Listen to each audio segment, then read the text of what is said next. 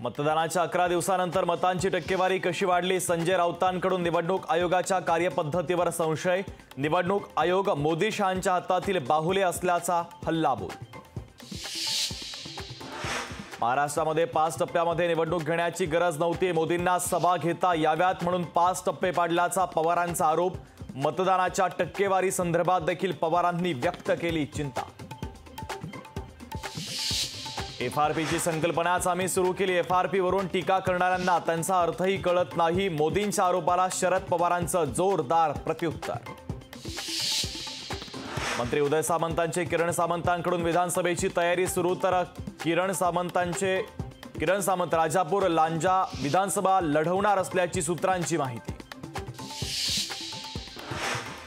नाशिकमध्ये महायुतीचे शक्ती प्रदर्शन. हेमंत गोडसे आणि भारती पवार आज उमेदवारी अर्ज दाखल करणार. मुख्यमंत्री शिंदेंसह अजित पवार आणि देवेंद्र फडणवीस राहणार उपस्थित. कल्याणचे शिवसेनेचे उमेदवार डॉक्टर श्रीकांत शिंदे आज उमेदवारी अर्ज करणार दाखल. तर उमेदवारी अर्जाआधी जोरदार शक्ती प्रदर्शन करणार.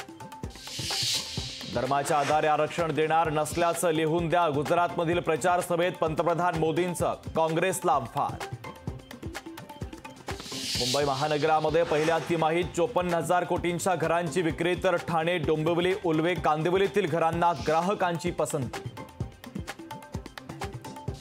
कांदिवली आणि बोरिवलीमध्ये आज पाणी नाही. पाईपलाईन बदलाच्या कामामुळे आता मुंबई महानगरपालिकेचा निर्णय. तर नागरिकांना पाणी जपून वापरण्याचं पालिकेचं आवाहन. पाणबुडी विरोधी स्मार्ट प्रणालीची यशस्वी चाचणी. भारतीय नौदलाची ताकद आता आणखीनच वाढणार. लोकशाही मराठी ऐका, पहा, जागरूक रहा.